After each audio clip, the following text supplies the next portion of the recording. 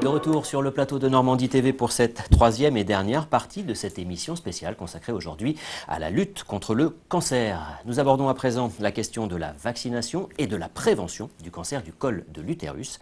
Et j'ai le plaisir d'avoir à mes côtés le docteur Mélusine Turc. Bonjour, vous êtes gynécologue, praticien hospitalier au CHU de Caen. Face à vous, eh bien, le docteur Éric Anger. Bonjour, vous êtes anatomopathologiste, c'est-à-dire spécialisé dans l'examen des prélèvements. Et puis, revenu sur le plateau avec nous, le docteur Gilles Marie, chirurgien, gynécologue en cancérologie du sein et du col de l'utérus à la Polyclinique de Cherbourg. Et je suis toujours accompagné du docteur Antoine Leveneur, médecin généraliste et président de l'Union régionale des médecins libéraux de Basse-Normandie. Alors, peut-être, docteur Anger, une première question. On associe très souvent le cancer du col de l'utérus au papillomavirus. Qu'est-ce que le papillomavirus ?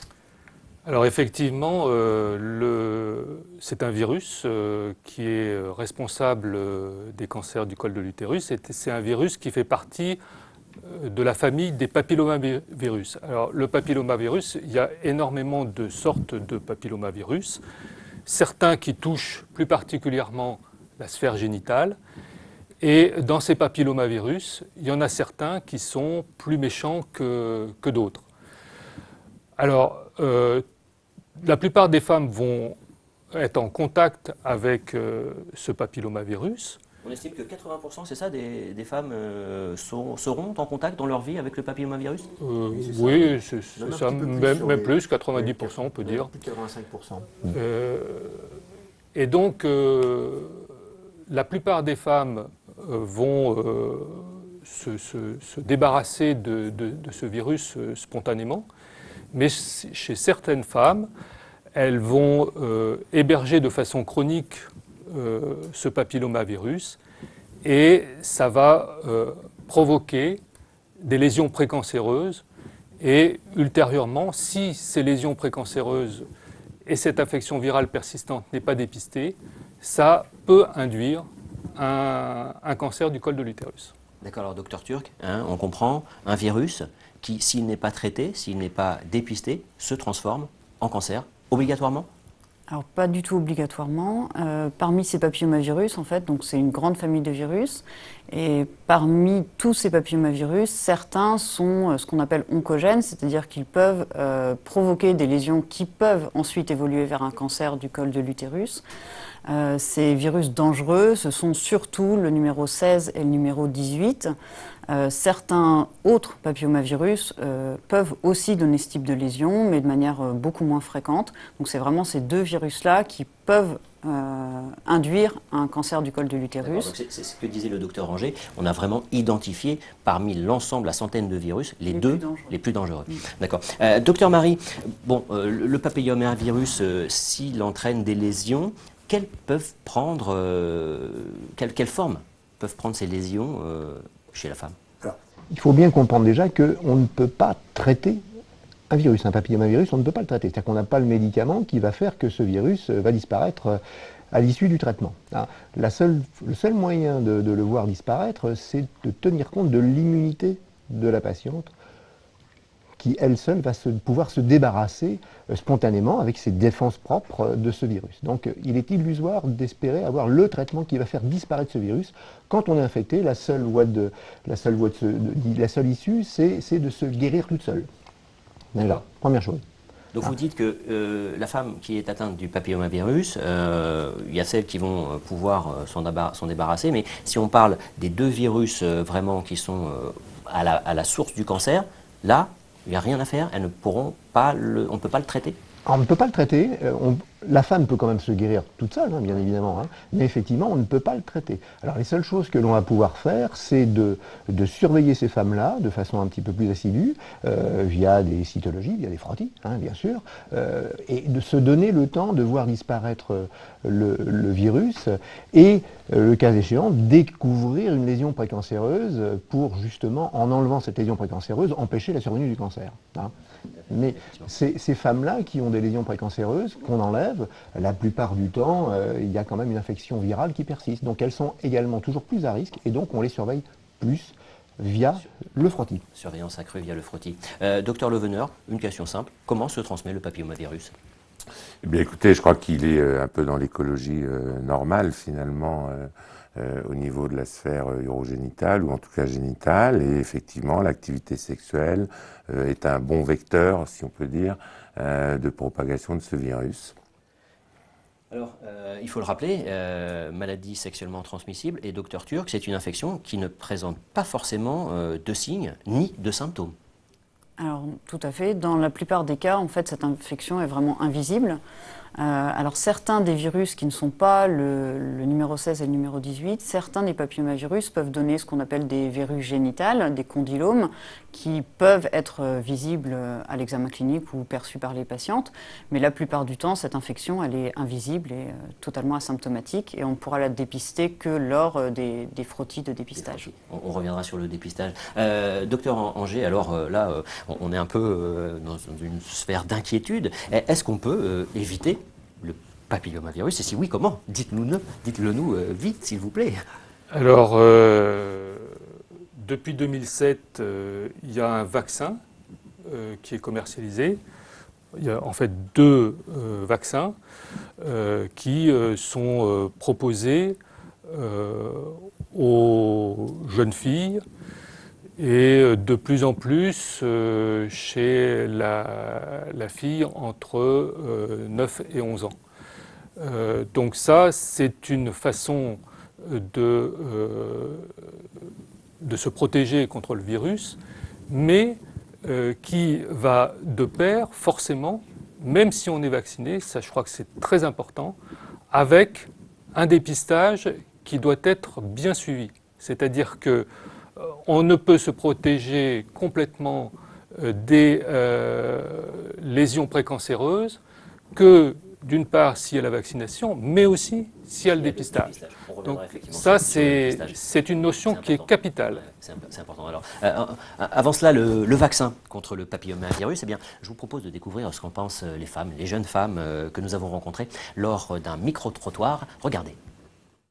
Le vaccin contre le cancer du col de l'utérus, vous connaissez? Oui, je l'ai fait. C'est mes parents qui m'ont fait faire. Non. Pourquoi? J'ai pas assez de recul par rapport au vaccin. On en reparlera dans 10 ans quand on saura combien il y a eu de sclérose en plaques par rapport à ce vaccin-là. Moi, personnellement, je l'ai pas fait. J'ai peur des vaccins, tout simplement. Oui, moi j'ai fait mes 3 injections, mais je pense qu'on n'a pas assez de recul en fait. Donc tant pis, je l'ai fait, mais on verra bien quoi. Moi, je l'ai pas fait, non. Je le trouvais pas bien. Enfin, pour moi. Pour l'instant, j'en ai pas besoin, donc je me dis que ça sert à rien. On sait pas, il y a eu des effets indésirables et du coup, voilà. Je suis même pas sûre d'avoir fait les 3, parce qu'il me semble qu'il y en a 3. Je suis pas sûre d'avoir fait le 3e, mais j'en ai fait 2 au moins. Je sais que beaucoup de mes copines l'ont fait, mais moi personnellement, je sais pas. J'ai pas forcément envie de le faire. Je l'ai fait par prévention et parce que j'étais jeune et que ma maman m'a proposé de le faire. On m'a conseillé de le faire en fait, donc on verra bien. Mais j'ai ma tante aussi qui est visiteuse médicale, donc c'est vrai qu'elle nous avait préconisé de le faire aussi. Et moi pareil, je l'ai fait, j'étais assez jeune aussi, donc c'est vrai que là pour l'instant ce vaccin-là, il est encore assez récent, donc par rapport à tous les effets indésirables, je sais pas trop encore pour l'instant, mais. Vous avez plus peur des effets indésirables du vaccin que de la maladie? C'est ça. C'est ça. J'avais des cas de cancer dans ma famille, donc pour une fois qu'il y a un vaccin contre le cancer, je pense que c'est ça aussi qui pousse les gens à le faire en fait. Et les effets indésirables finalement sont Pour l'instant, j'en ai pas.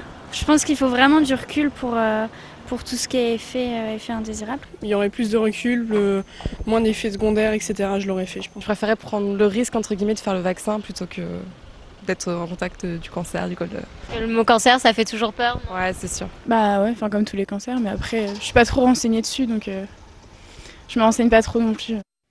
Alors on va essayer d'y voir plus clair avec ce vaccin. Docteur Turc, peut-être une première question. Quelles sont les préconisations aujourd'hui pour ce vaccin en termes d'âge, d'injection, ce genre de choses? Alors les recommandations actuelles françaises, c'est de vacciner les jeunes filles donc entre 11 et 14 ans. Donc la population cible de ce vaccin, c'est les très jeunes filles de 11 à 14 ans. Dans cette tranche d'âge, elles sont vaccinées par 2 injections à 0 et 6 mois, donc une première injection puis une deuxième 6 mois après. Ensuite, il y a une possibilité de vacciner aussi les jeunes filles un peu plus âgées, donc entre 14 et 19 ans, mais cette fois-ci avec un schéma avec 3 injections, 0, 1 et 6 mois. Donc plus on avance dans l'âge, plus il y aura d'injections, mais on se limite à 3 injections, Voilà, quoi qu'il en tout soit. à fait. D'accord. Alors, ça a été évoqué dans ce micro-trottoir, et je pense qu'on ne peut pas éluder la question. Docteur Marie, les effets secondaires et puis ces fameuses maladies auto-immunes dont on entend parler, notamment la sclérose en plaques. Une personne dans le micro-trottoir disait on n'a pas assez de recul. Vous êtes médecin, vous faites partie de la communauté scientifique. Qu'est-ce qu'on peut dire par rapport à ça? Pour ce qui est du recul, on a donc commercialisé ce vaccin à partir de 2007, donc on commence déjà à avoir en France du recul. Dans d'autres pays comme l'Australie, il a été commercialisé et distribué donc depuis plus de 10 ans. Et là, on commence à avoir des renseignements très intéressants. On a évoqué un petit peu la filiation de ce cancer du col qui débute donc par une infection virale, qui, si elle persiste, aboutit à des lésions précancéreuses, qui, elles, aboutissent... Alors, bon, bien évidemment, il y a des phénomènes de guérison à chaque étape, hein, on est d'accord, hein, et qui, elles, aboutissent à un cancer du col.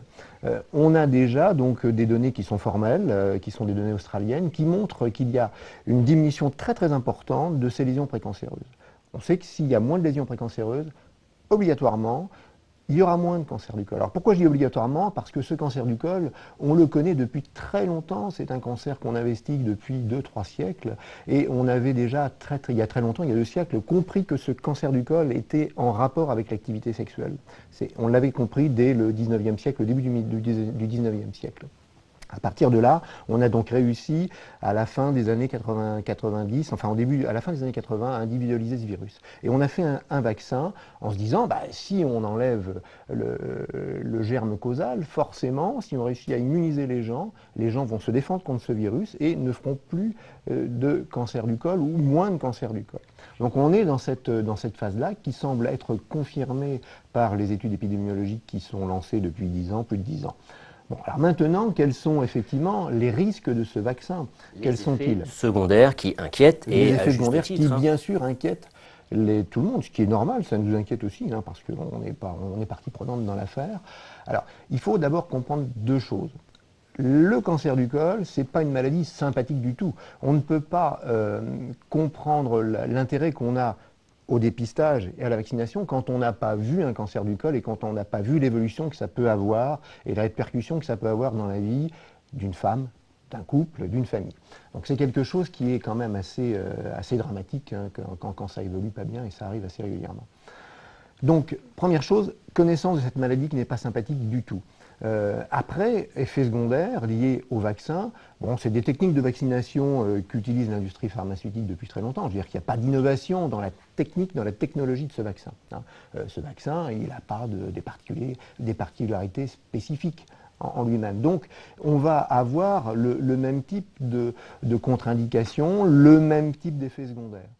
Qu'est-ce qu'il en est de ces effets secondaires sur des maladies de système telles la sclérose en plaques? À ce jour, dans les études qui sont menées en Australie, on n'a pas vu véritablement d'augmentation de ce risque. Alors là, on arrive à une peur qui est une peur un petit peu générale de la vaccination, une fois de plus parce qu'on a aussi beaucoup oublié les avantages que ça peut procurer. Moi, j'ai toujours cet exemple qui est la poliomyélite. Je me rappelle avoir vu, quand j'étais petit, des pauvres gens qui arrivaient en fauteuil roulant, voire en table roulante, parce qu'ils avaient été atteints par la poliomyélite. La poliomyélite, maintenant, on ne la voit plus parce qu'elle a été éradiquée par le vaccin, la vaccination. Donc c'est quelque chose qui, effectivement, le vaccin va traiter des gens bien portants pour leur éviter une hypothétique maladie. Donc effectivement, on attend de ce vaccin qu'il soit le moins nocif possible. Alors sur les études qu'on a, il n'y a pas véritablement d'augmentation de la sclérose en plaques. Vous nous dites que là, sur les études qui ont été menées grandeur nature dans certains pays comme l'Australie, on n'a pas constaté des scléroses en plaques, l'explosion de sclérose en plaques. Docteur Roger, je sais que ces études et puis ces campagnes de vaccination ont également été menées au Québec, je crois, et c'est un peu la même chose. Vous connaissez les résultats là-bas? Oui. Alors, au Québec, ils ont une politique vaccinale assez dynamique. Ils vaccinent en milieu scolaire. à ce qu'ils appellent la 4e année de primaire, c'est-à-dire chez les enfants vers 9-10 ans. Alors c'est effectivement, comme le disait le docteur Marie, on le traite comme une maladie possible à venir et on la traite avant qu'elle ne survienne, comme la rougeole, la rubéole, etc. Là, c'est considéré vraiment à ce titre-là, au Québec par exemple. Voilà, et la vaccination est proposée en même temps que la vaccination pour l'hépatite B. Et tous les parents reçoivent un dépliant qui explique les intérêts de la vaccination. Et au bas du dépliant, ils signent une autorisation pour que la vaccination soit réalisée pour leur enfant. Et de ce fait-là, ils ont quasiment 85% de couverture vaccinale, ce qui est relativement performant. Et on est très loin de ce chiffre en France, puisqu'on n'atteint pas les 25%. Donc, on est aux alentours de 23%, je crois, c'est ça en France. Voilà, c'est ça. On a quand même, il y a quand même une sacrée différence à ce niveau-là. Donc si je résume, et pour rappeler une étude qui a été faite, qui a été rapportée aux États-Unis là, assez récemment, fin août, ils ont constaté qu'il n'y avait pas plus de maladies auto-immunes dans la population vaccinée que dans la population générale. Donc il n'y a pas apparemment de conséquences sur la survenue d'une maladie auto-immune. Donc je résume, campagne de vaccination élargie, taux de supérieur à 85%, on constate véritablement une baisse des cancers et on n'a pas encore, la science ne nous dit pas qu'il y a une augmentation des maladies telles que la sclérose en plaques. La baisse des cancers, pas encore. Pas encore. On constate une baisse des lésions précancéreuses. D'accord. Ça a été observé en Australie, ça a été observé aussi au Danemark, où il y a une politique vaccinale dynamique, mais où aussi il y a un programme de dépistage très performant. Donc c'est les deux qui sont couplés qui font qu'on arrive à faire régresser les lésions précancéreuses. Je vous promets, on va revenir au dépistage parce que je sais que ça vous tient à cœur et que c'est très important. Docteur Turc, j'ai peut-être une question. 23% en France. Mais pourquoi on est si mauvais élève? Est-ce qu'on a identifié un peu les facteurs d'échec, On peut appeler que c'est un échec par rapport à 85% au Québec. Alors il y a certainement plusieurs facteurs. On a, comme l'a dit le docteur Anger, une politique de vaccination en France par rapport au papillomavirus qui est pour l'instant beaucoup moins dynamique et beaucoup moins relayée par les pouvoirs publics. Ensuite, c'est vrai que c'est une vaccination encore assez récente, finalement, quelques années, et que dans la population générale, on l'a bien vu tout à l'heure dans le micro-trottoir, beaucoup de personnes ont encore des réticences par rapport à ce vaccin. D'autre part, c'est une vaccination qui, pour l'instant, est dédiée aux filles, parce que c'est un vaccin qui doit les protéger contre une maladie qui les touchera, elles. Mais ce virus, il est transmis des garçons aux filles et on pourrait très bien imaginer et d'ailleurs c'est fait dans certains pays, que ce vaccin soit également destiné aux garçons. Et donc dans certains pays, c'est maintenant donc une vaccination qui est pour les deux sexes et probablement cette politique de vaccination des deux sexes favorise l'élévation du taux de vaccination. Docteur Leveneur, est-ce qu'il y a aussi une difficulté à évoquer un vaccin lié à une MST? Et on parlait de l'âge des jeunes filles, 9, 10, 11, 12, 13, 14 ans. Vous, en tant que praticien au quotidien, c'est difficile avec une maman d'aborder cette question pour sa petite fille de 9 ans? Non, c'est pas compliqué. Dans le reportage, on voit bien que la vaccination en France, c'est pas clair. Il y a beaucoup de craintes, de fantasmes, tout ce que vous voulez. Sans doute lié aux pouvoirs publics eux-mêmes qui ont développé des politiques vaccinales à certains moments qui étaient pas bien faites, qui étaient, je rappelle H1N1, la vaccination H1N1 en 2009. Bon, ça a été un bide et finalement, ça s'est retourné contre l'objectif qui est de protéger une population. Et chez des professionnels de santé, des médecins, c'est vrai, mais aussi peut-être plus encore des infirmières, et on l'a bien vu dans les personnels soignants des établissements, la vaccination, voilà, c'est pas... on a un problème en France avec ça. Alors, c'est pas compliqué d'aborder ça, parce que ce sont des jeunes filles, voire des petites filles, finalement, dont on parle, et on parle de leur sexualité de demain. Bon, finalement, aujourd'hui, je crois que c'est pas un problème, d'autant plus que sont les mères elles-mêmes qui viennent le plus souvent avec leurs filles en disant voilà. Et donc ça donne lieu à échange. Tout ça pour dire que finalement, qu'est-ce qu'on souhaite? C'est faire reculer le cancer du col de l'utérus. On est d'accord. Aujourd'hui, et je ne suis pas du tout anti-vaccin, hein, aujourd'hui, le vaccin, ou deux vaccins sont sur le marché, et on présuppose qu'ils seront efficaces en termes de baisse de nombre de cancer du col de l'utérus. Et c'est là où, finalement, dans le corps médical, il y a peut-être un tout petit malaise pour certains. Il y a quelque chose dont on est sûr que ça fait baisser le nombre de cancers du col de l'utérus, ça a été abordé tout à l'heure, c'est le dépistage par le frottis. Or, moi, médecin, qu'est-ce que je constate? Que le frottis est très mal organisé en France, qu'une femme sur deux n'a jamais eu de frottis, une femme sur deux n'a jamais eu de frottis, que la vaccination contre ces virus, c'est quand même 300 millions d'euros par an en France pour la collectivité. Et si jamais on généralisait, et on pourrait le faire en Basse-Normandie, si tout le monde en était d'accord, sans doute on pourrait impulser un nouvel élan comme on l'a fait pour le côlon ou pour le sein, eh bien, sur la France entière, la généralisation du frottis coûterait 50 millions d'euros. Donc 300 millions d'euros d'un côté pour quelque chose dont on présuppose dont l'acceptation dans le public et tout ça est moyenne. Moi, je suis d'accord, il faut sans doute porter des efforts là-dessus. Mais alors, et ça a été évoqué, il faut surtout mettre le paquet sur le frottis. Généralisation du frottis. C'est ça notre objectif à nous en termes de professionnels quand même. Hein. Et les recommandations autour du frottis ne sont pas suivies finalement, car ce sont toujours les mêmes femmes qui ont un frottis, voire parfois tous les ans, on voit des femmes qui demandent un frottis. Ça n'a pas de sens. Un frottis, c'est à partir de 24 ans, en gros, et c'est tous les 2-3 ans si ça va bien. Et donc, c'est toujours les mêmes qui bénéficient de frottis.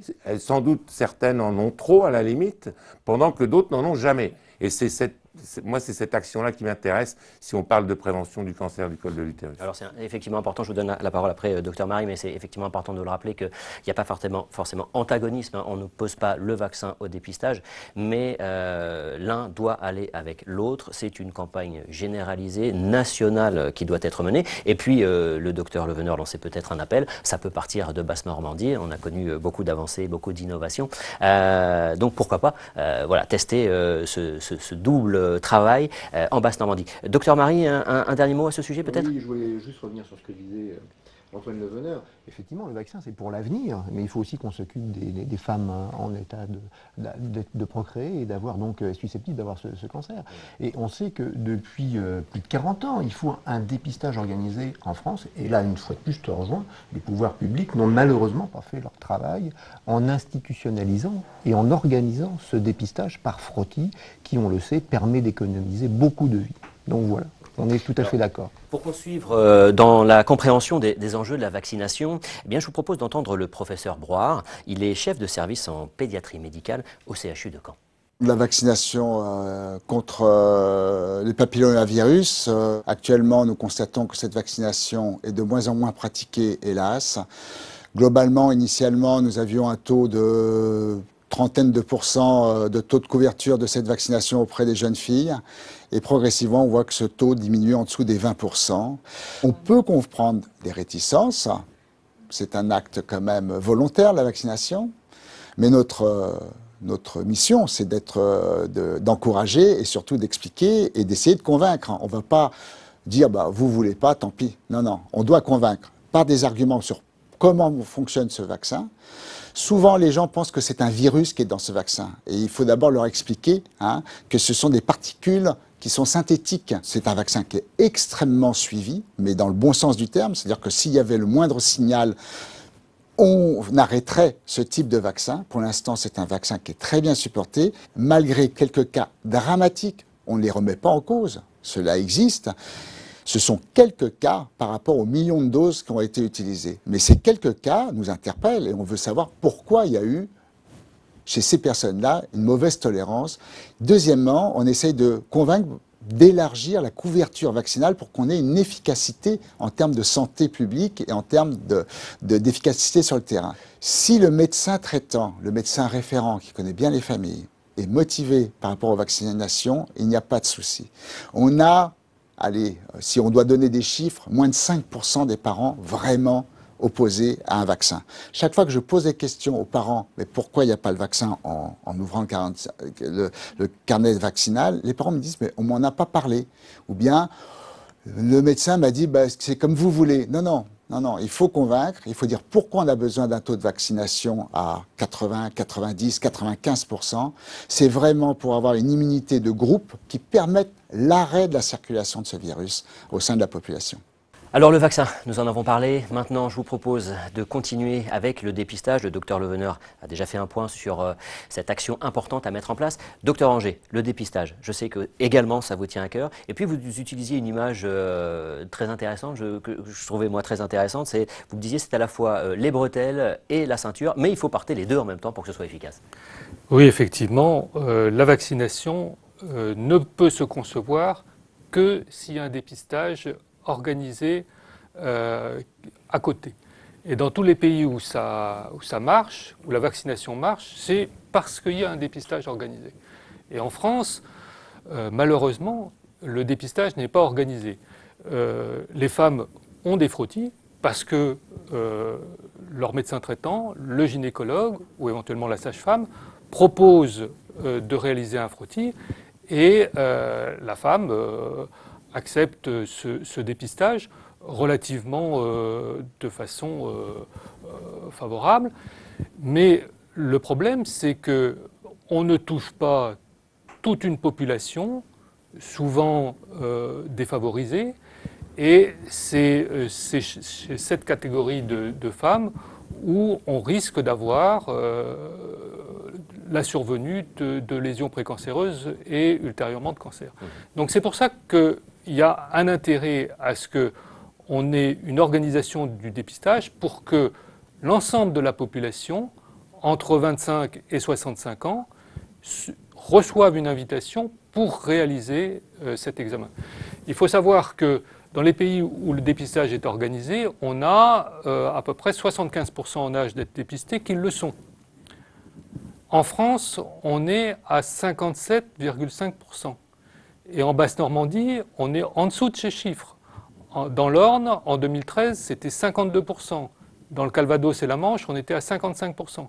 Donc il y a un énorme effort à faire pour que ce dépistage touche, on atteigne l'objectif de 80% qui est l'objectif qui est recommandé quand on met en place une politique de dépistage.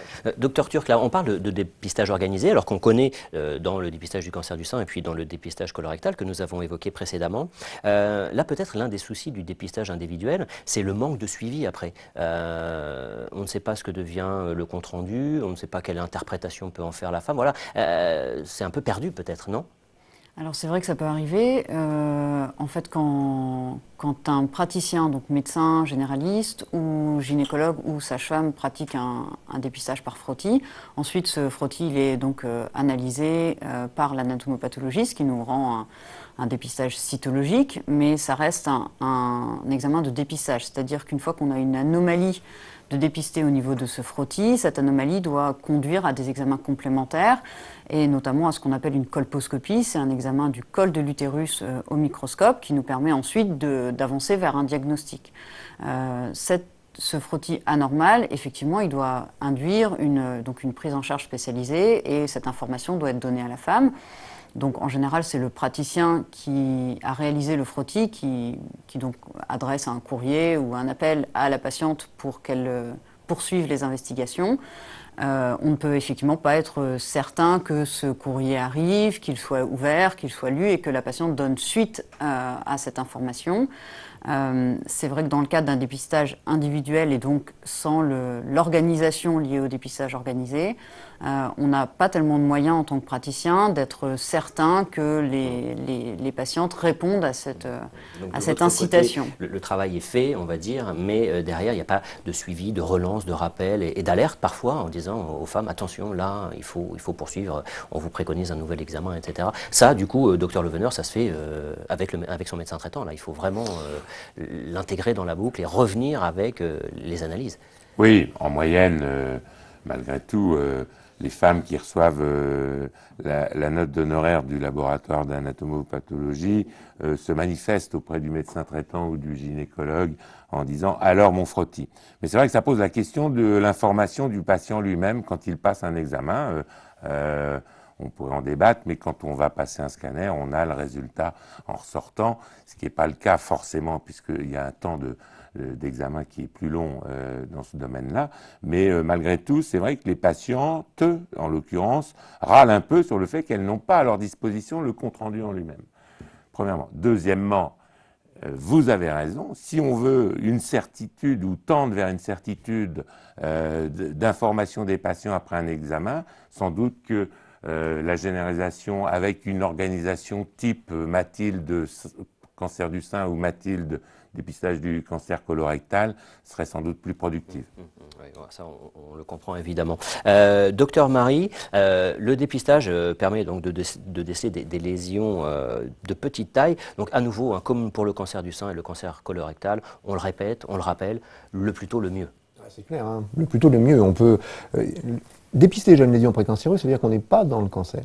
On est avant le cancer, en amont du cancer. Donc ça oblige, enfin ça nécessite un traitement qui va être forcément minimaliste, on va dire. Hein. On va simplement enlever la petite zone du col qui est malade, s'assurer qu'on a bien tout enlevé, et à partir de là, on va conserver l'intégrité de son utérus, de son col, de ses capacités à se reproduire, de ses capacités à avoir des rapports sexuels de bonne façon, à conserver sa sexualité de la meilleure façon.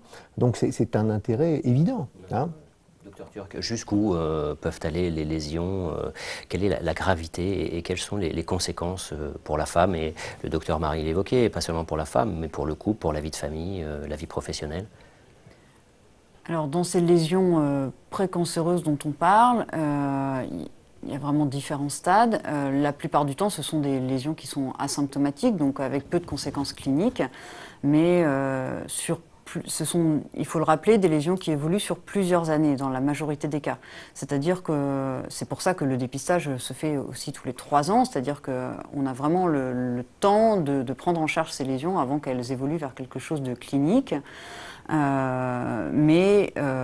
Si admettons qu'une patiente ne soit pas suivie et qu'on ne prenne pas en charge ces lésions précancéreuses, au bout de plusieurs années, ça peut évoluer vers un véritable cancer du col de l'utérus, avec des conséquences, le docteur Marie l'a dit, très importantes, avec des traitements qui sont souvent très lourds et malheureusement un taux de décès qui reste important une fois que la maladie cancéreuse est établie.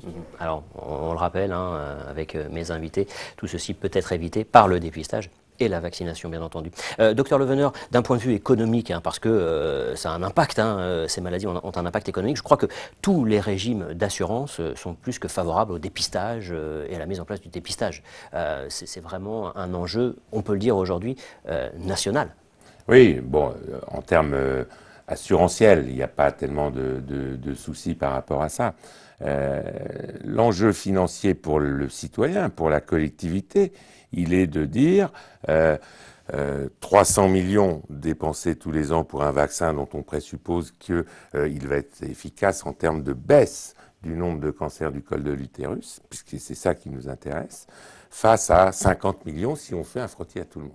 Donc voilà, il y a un peu une disproportion dans les efforts faits par la nation, même s'il faut les faire. Mais en tout cas, de négliger une partie de l'action nous semble préjudiciable à nous, en tout cas médecins libéraux. Ce que je veux dire, et il faut que ce soit clair, c'est que ce n'est pas le vaccin contre le cancer, c'est un vaccin contre des virus qui peuvent générer un cancer. Hein. Parce qu'on entend ça tout le temps dans nos cabinets, c'est un vaccin contre un virus ou contre des virus. Bon. Ensuite, il faut rappeler frottis, frottis, frottis, frottis.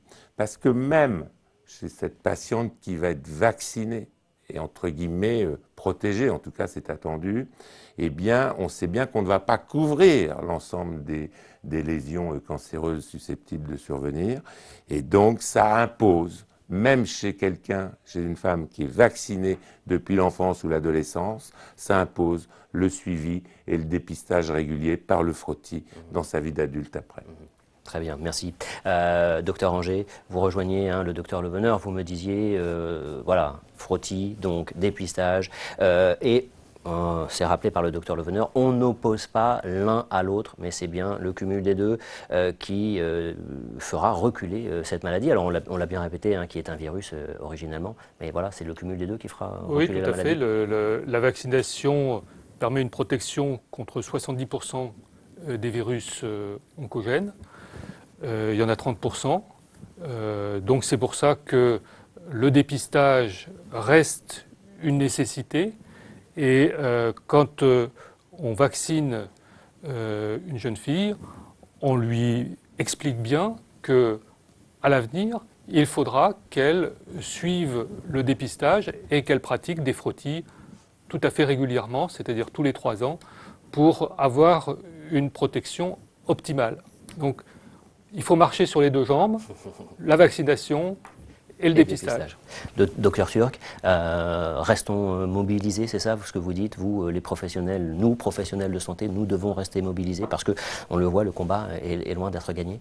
Oui, bien sûr. Et puis c'est à nous, professionnels de santé, d'informer les familles, parce que c'est souvent là une information des familles, des mamans qui vont faire vacciner leur enfant. Donc ces familles ont besoin d'une information tout à fait claire pour pouvoir prendre leurs décisions et puis protéger au mieux leurs enfants. Vous ne forcez personne, vous donnez l'information telle qu'elle est connue par la communauté scientifique.